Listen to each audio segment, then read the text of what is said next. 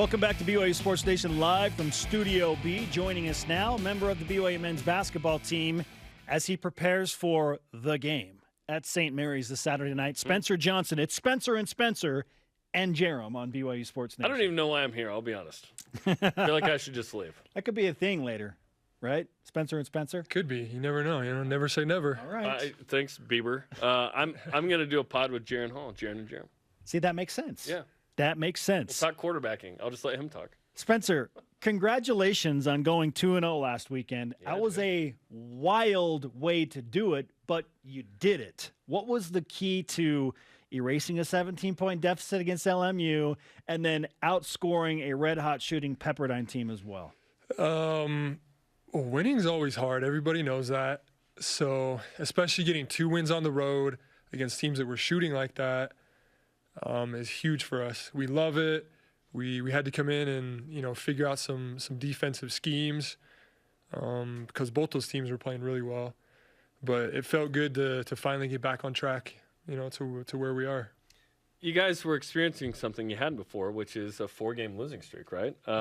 What did it take to climb out of that emotionally and physically? Because I know it was pretty difficult for the group. It was hard. I mean, I don't think any of us probably had never been there in our lives, had ever lost 4 games in a row. So it was hard. We kind of had to figure out, do some soul searching, about what we wanted and what we were willing to give and sacrifice and keep pushing toward. So, we came together, we figured that out as a group, and we regrouped, and it just felt so good to go win those 2 games. During the CBS Sports broadcast against San Francisco, they talked about a players-only meeting. Yeah. The players-only meeting happened. Yeah. This is when crap hits the fan, the players-only meeting happens. Totally. Right? Where totally. you're like, all right, we got to rally. What was discussed in that? What did you guys discover? And I think you were talking about some of those elements. Yeah. We just talked about, we had these goals at the beginning of the season, and we're losing a little bit of the sight, we felt like, of those goals. And so we kind of broke it down into what we had to get back to and what really counts and matters and what made us so successful at the beginning of the year. And so we just had to, figure out how we were going to get back to that. What was so successful at the beginning of the year that you're trying to refine? It was our defense and rebounding. Yep. It seems so simple. You do these simple things every day, day in and day out, but it really was. You get stops and you out-rebound the other team, and that's why we were beating San Diego State and Oregon and all these really good teams.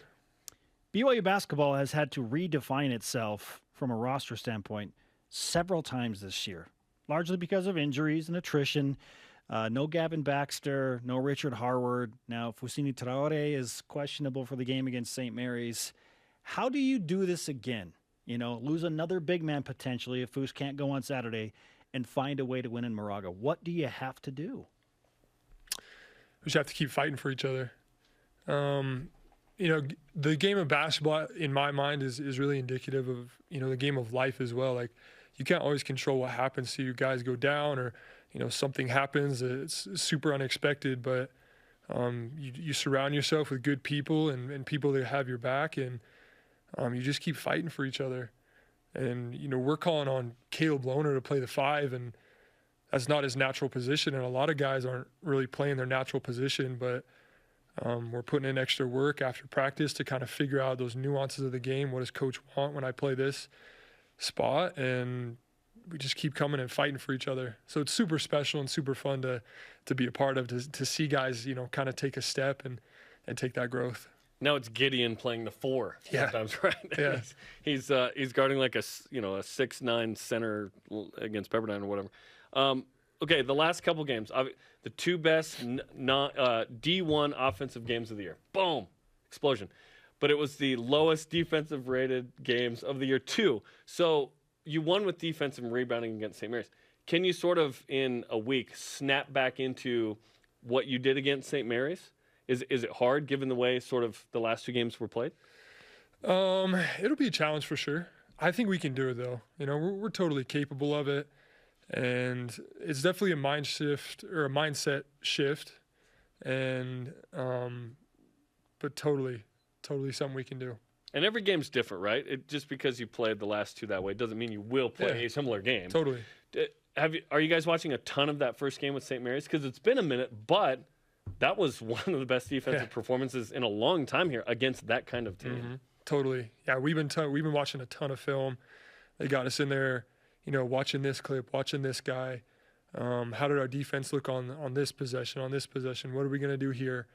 And, I mean, you guys watched that game. When did they go, like 12 minutes without scoring? Yeah. It was a stupid amount. Yeah. It was crazy. So, that's going to be really hard to repeat, but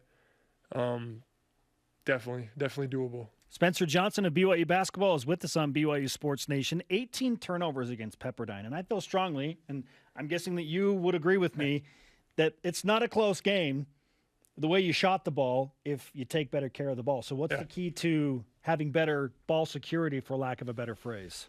We talked a lot about, while we were going through this, trying to figure out what we were going to do, is we talked about our pace on offense. And the ball gets really sticky and kind of sloppy when we're going up the court kind of slow, and we're doing lazy handoffs and things like that. So I think our pace on offense, racing down to the corner and handing it off strong and coming off strong and setting your guy up for a ball screen, and those things will really help to fix those lazy kind of lackadaisical turnovers.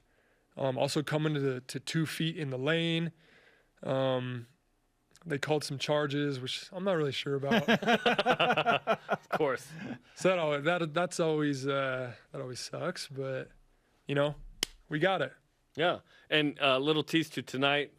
We hung out in the film room, which was super fun. That will debut tonight on the Pope Show. But you found your offense again. Mm-hmm. What was the key to that for you? Scoring a dozen on Saturday. Man, my teammates have been so great. My coaches, they've all been in my ear like, Spence, we need you.